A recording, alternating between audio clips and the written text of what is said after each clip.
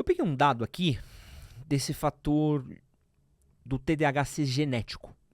Então, o que eu vi aqui é que em torno de 30% das crianças diagnosticadas com TDAH tem pelo menos um ou os dois pais com o transtorno.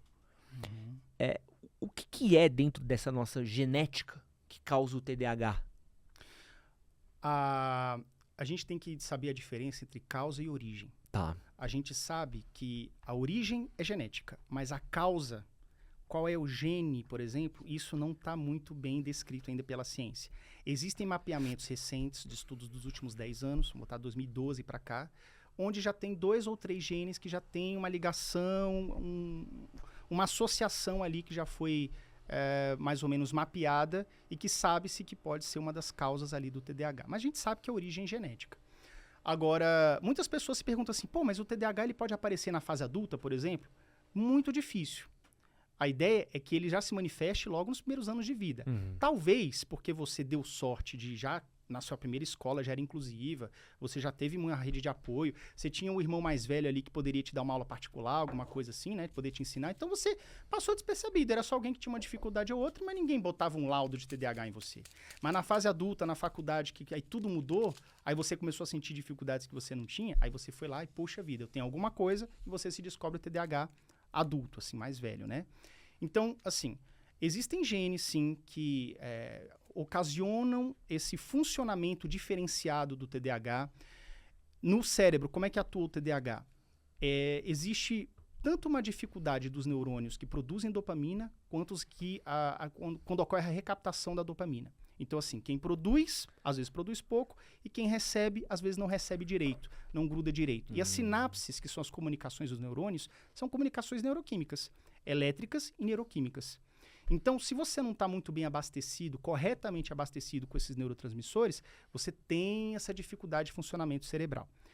A maioria dos sintomas ocorre na região do córtex pré-frontal, né, que é essa região aqui da frente, que é uma região que está ligada com o controle de emoções, com a cognição, ou seja, com o que você aprende, principalmente com você associar informações, que é onde está a memória de trabalho. O que é memória de trabalho? É o fato de você associar uma informação nova que você está pegando com algo que você já sabe. Por exemplo, você a vida inteira dirigiu carro manual, aí você vai pegar um carro automático pela primeira vez. Você sabe como virar o volante, você sabe que o pedal do freio é aquele do meio, mas você não entende muito bem aquele câmbio. Então você vai pegar informações que você já tinha, regras de trânsito, a hora de frear, de acelerar, com uma nova informação. Esse trabalho que você faz de juntar informações, você está trabalhando muito com a memória operacional, a memória de trabalho. Então, isso acontece, isso pode ser percebido também em crianças que têm TDAH, que não é apenas a desatenção que está presente ali. O professor está falando, ele está pensando na morte da bezerra. Mas é o fato de que, mesmo prestando atenção, existe uma dificuldade nessas fagulhas, nesse contato, nessa transformação neuroquímica, de fato que você talvez tenha que explicar para essa criança 2, 3 vezes mais do que uma neurotípica. Neurotípica é padrão, tá? Média. Para que ela consiga absorver a mesma informação. Isso não tem nada a ver com inteligência. Porque uma vez que você absorve essas informações e trabalha com elas, você pode ser completamente fluido naquele tema. Isso tem muito naquele livro Foco, do Daniel Goleman, que é o livrinho azul, bem conhecido. Uma das coisas que esse livro fala é o quão bom uma repetição pode ser boa para você, para o seu aprendizado na sua vida.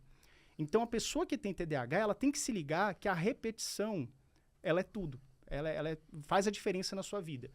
A criança que tem TDAH, o professor precisa explicar mais de uma vez, para que ela pegue a informação. Na hora de fazer o dever de casa, a professora tem que ter um pouco mais de cuidado, quem for orientar aquela criança aí, para que ela pegue e decore a informação.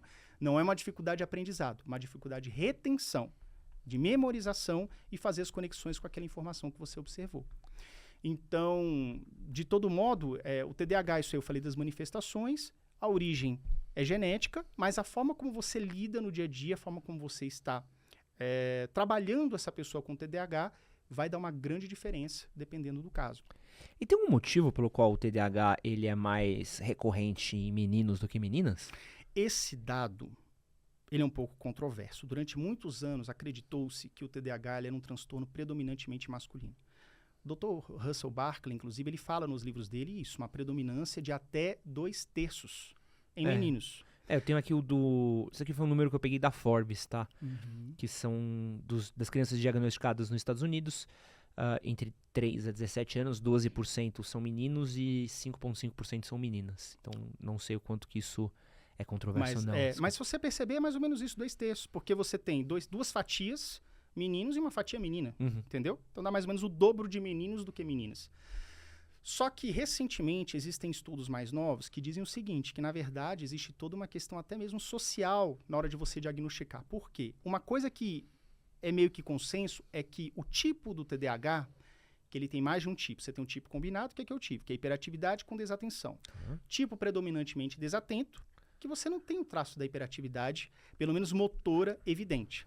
E o tipo predominantemente hiperativo, que é muito raro, e que você não tem muita desatenção, mas a sua hiperatividade acaba atrapalhando todo o seu dia a dia, digamos assim. Então, geralmente, o que mais aparece são esses dois tipos. O combinado, que tem hiperatividade e desatenção, e o tipo desatento, que tem só desatenção. Em meninas, é reconhecido que o tipo desatento é mais predominante.